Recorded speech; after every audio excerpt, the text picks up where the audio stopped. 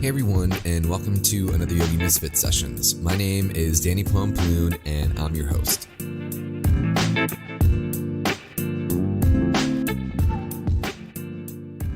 Welcome to session 1 of Book Club. We just started the book club on the podcast, and we've been getting so much great feedback on it so far. People love that we get to hold each other accountable in reading the book and also get to have this recap session. For the next session of Book Club, we're actually going to be taking a live call where you guys will be able to ask questions and participate in the dialogue as well. Don't forget to join the Facebook group. The link is down in the show notes, and we will also be having a little bit of dialogue in the Facebook group about the book that is happening that month. So in this book club, we are discussing The Subtle Art of Not Giving an F-U-C-K by Mark Manson. Now listen, I am a big fan of the F-bomb word, but I'm going to try my hardest not to just keep saying it over and over in this episode because, too much is a little too much.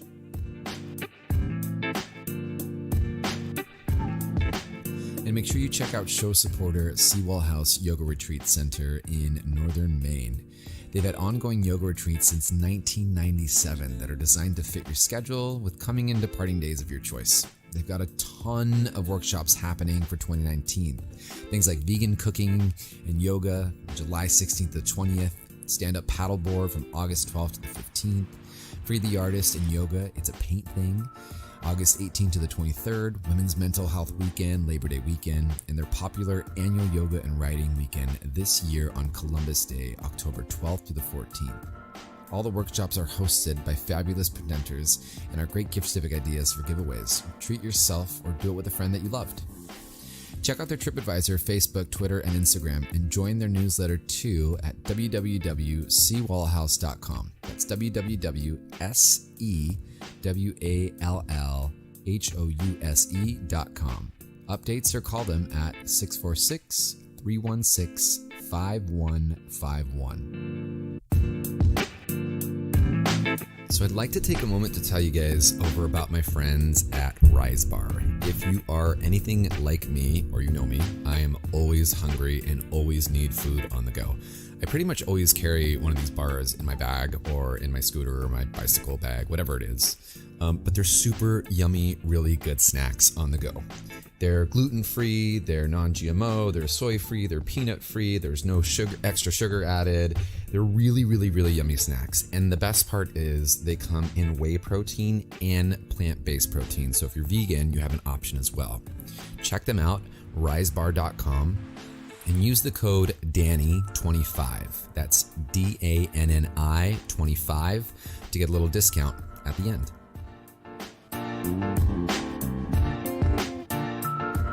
Without further ado, here is a summary, a recap, and my thoughts on this month's book.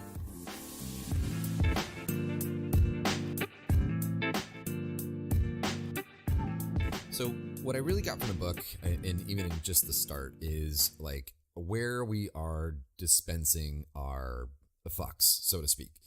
So it talks in one of the opening lines, it talks about how, marketing these days is really just shoving thoughts and ideas down our faces that we need more, right? We need a bigger house, or we need to look a certain way, or whatever it is, that we need more and more. And it puts us in this constant state of need, when in all actuality, what this book is telling us is that we need to give more fucks about less. And I know that sounds kind of crazy, but it actually is super brilliant, and it makes so much sense. One of the examples that he was putting is like, when you get cut off, let's say on your drive to work, or if you get home and I don't know, I'm making this one up, but your roommates didn't put something back, and you end up spending your time and energy like wasting it on these small little things that at the end of the day don't really matter, but yet we tend to spend all of this extra, energy on it. And why are we doing that? Like, why are we actually taking the time to spend the energy on the crap that doesn't really matter? Now, I want to acknowledge that it is a really tough pill to swallow, this book. Like I had to read it a couple times to really get a hold and grasp the concept. But once I did, it really started to make sense. And it's actually not that we're trying to give zero, F's, but more importantly, where are our values placed and why are we, giving direction and energy to the things that make sense or the things that don't make sense? Now, in all actuality, it would be impossible to not give an F about things in life, right? But what this book questions is, where are our values? And why are we placing the time and the energy and everything else that goes with that in giving, thought into things that don't really matter? So starting to hone in on things that are important, like family, health, your overall well-being. Those things are important. The other thing that the book really touches on is like, no matter what, you are going to have problems, and you can't turn in one set of problems for another set of problems. Let's say, for example, your income level, right? So if you make $30,000 a year and you get upgraded, to $50,000 a year, your problems don't stop. Your set of problems just happens to change. So we get into this whole cycle of like, well, I need more, even I need to be better, or I need to evolve, whatever it is. And in all actuality, it's kind of tearing you apart because it's just setting you up for another set of problems. And that's what we tend to forget about as we move through this self-help cycle. So in this book, Mark gives us a better understanding at his 5 different concepts of how not to give a single F. And the breakdown goes a little something like this. Number 1 is that I am 100% responsible for what happens to me in my life. And you may not have 100% control. You may not be able to control the weather. You may not be able to control everybody else. The one thing that you can control is you. And when you come to the realization that you are control of your problems, and if something is happening in your life, that you can have that power to make yourself a perpetual victim or not. If you ever have to ask yourself the question, is something wrong with me or is everybody else messed up? There's a greater chance that we tend to be the problem, right? We hear that all the time, that we tend to be our own worst enemy. And it's when we humble ourselves and when we start to realize that we are not perfect beings and we are not human, or we're just humans, then you can start to accept the fact that mistakes are made and that you do mess up, and you can grow and you can learn from that, and you can take control of the circumstances of your own life. And from that, you have the power to move forward. It's that Spider-Man quote from Uncle Ben, with great power comes great responsibility, and with great responsibility comes great power. And it's only when you take in that 100% responsibility for the actions of your life do you have the power to move forward and shape it in the way that you truly desire. Most people tend to play the victim, and they tend to explode on their emotions and blame it on everybody else. Everyone else is the problem, so on and so forth. You've got to be the one that says, I am in control of my life. I am the one that takes responsibility, and not everything is going to be easy, right? And not everything is going to be your fault. But at the end of the day, you get to choose to be a victim. You get to choose to be sad. You get to choose to blame everybody else but yourself. But when you can finally blame yourself and say, hey, maybe I'm the root for my problems, only then will you be able to transcend and move forward into your true power. Number 2 is you are wrong about everything. There's that quote by Socrates that states, the only thing that I know is that I know nothing. And that is what life is really about.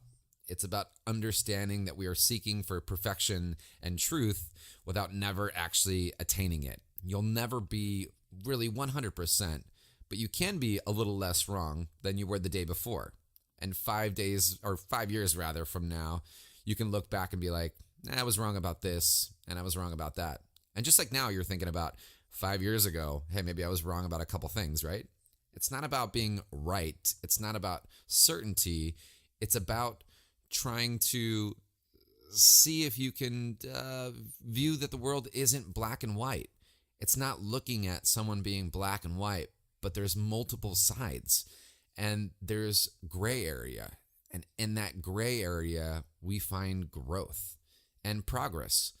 And when we put in that progress and when we realize that we don't know everything, that's really where we start to push forward. And we need to continue to push ourselves to move forward.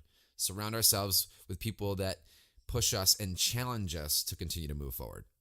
A lot of times we tend to seek out information that confirms our biases, right? To make us feel good about our things that we like. So it's important that we find people that push our buttons and find mentors that can challenge that and make us grow. Number 3 is failure is the way forward. At the end of the day, in order to improve in any skill in your life, you have to have the willingness to fail. How can you get into the game if you're not even willing to play? Somebody wants a new boyfriend or a new girlfriend, but they don't want to go out and put in the work. They don't want to have the awkward dating conversation because they don't want to have rejection in their life. But you have to improve your social skills more than you're afraid to be rejected, right? You have to be able to put in time and effort over and over and over again in order to grow that skill set. You have to be able to put in the work to grow. What's more important? He lists a really great story where he talks about Picasso. Picasso is writing on a napkin in a coffee shop. And it's an exquisite picture, and he doodles it up in a couple minutes. And he goes to throw it away, and a girl asked, "Hey, I want to buy that napkin from you. Can I have it?" And Picasso says, "No, $20,000 and I'll give it to you." She says, "How can that be worth $20,000? You did that napkin in 2 minutes." And he says, No, my dear. I did this napkin in 60 years. It took him that long to create something so great, so grand, and so vivid in that short amount of time. It's only through pushing yourself and through adversity and going through those hard times that you're going to grow as a person. A big problem that most people have about learning a skill is that this feedback loop of creation goes something like this. First, you're inspired by something, like you see a piece of art or a joke, or you listen to a story or whatever it is. Next thing you do is you're motivated to complete that task, and you have the willingness to complete that task, and then you go and take action. Most people would think it ends like that, point A to point C. But at the end of the day, it's a loop. It's not A to C, it's continuous. A, B, C, A, B, C. What does it mean? Mark lists it like this. First, you take action on things that you want to do. Then you're inspired to continue to take action, and you're motivated to take action. So, for example, you want to start a business or you want to start working out, but you're not feeling it. Your emotions are telling you, nah, I'm not really feeling it today. I'm not feeling up to it. I'm tired. But when you take that action and you start doing it, that's when you start to get inspired to continue to pushing forward anyway. It's like solving a math problem. When you really start playing around with it, when you start moving the letters around, when you start calculating the numbers, the answer comes to you. But it wasn't seen originally. You had to build up to that point, just like success and failure. You're failing, succeed. It's not a jump from I'm completely failing, so oh my gosh, now I'm really successful. It's building into it. It's I failed. Some people think, oh my gosh, I failed, I'm going down. When you fail, you're moving forward. Failure is the path forward. Number 4 is the importance of saying no. If you say yes to everything, then you stand for absolutely nothing.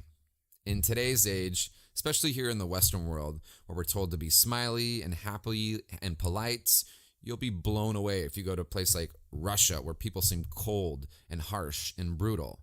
But it is the most galvanizing experience you can ever have, because what you witness there is honesty, vulnerability, and truth. People will actually tell you what they believe. They're not filtering themselves. They're not trying to put a mask on. They're not filtering at all. They're just having an honest expression of who they are. And this really is the way to a better life, because most people are consistently trying to give a fuck about what other people think or giving a fuck about how they're perceived. And at the end of the day, what most people Respect is truth and honesty. And it might come off as brutal, and it might come off as harsh, it might come off as evil, but at the end of the day, it's just honest.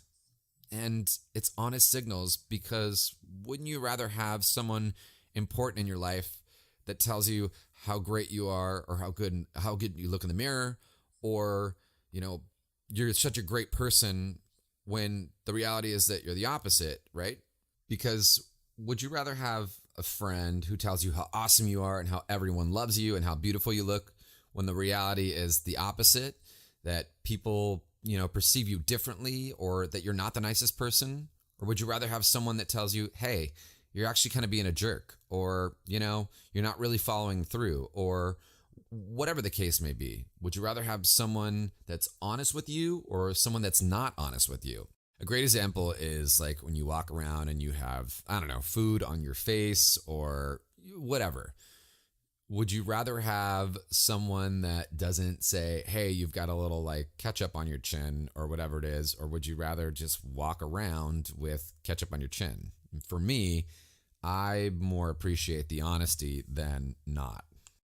Number 5 is then you die. All the values, all the things that you hold so dear should be held on the fact that you are going to die one day, that we are human and that we're mortal beings, that everything on this planet comes to beginning and to an end. And I think a lot of people go out of their way to forget that they're going to die. And they see life's trivial things as these huge, monstrous, like crazy tasks or problems that are resting on their shoulders. And we need to enjoy life and be present, live and breathe, and understand that things come to an end and we're not going to be here forever. Our loved ones are going to die. Our friends are going to die.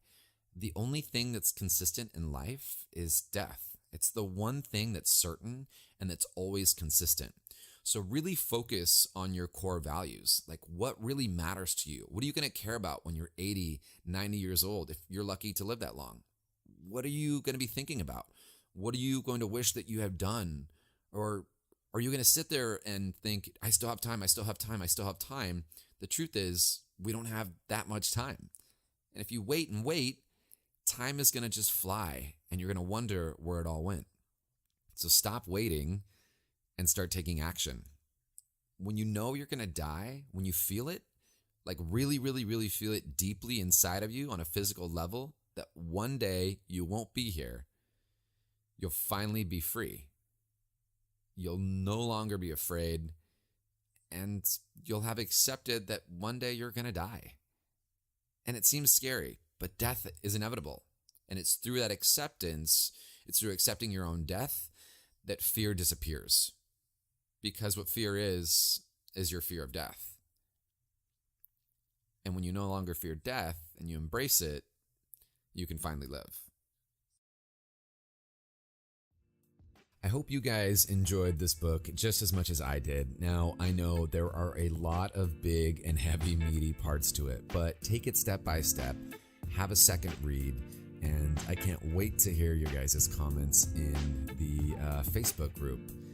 Our next book coming out is going to be The 4 Agreements, and I cannot wait to start chatting with you guys about this. Until the next book club session, this is Danny saying peace out.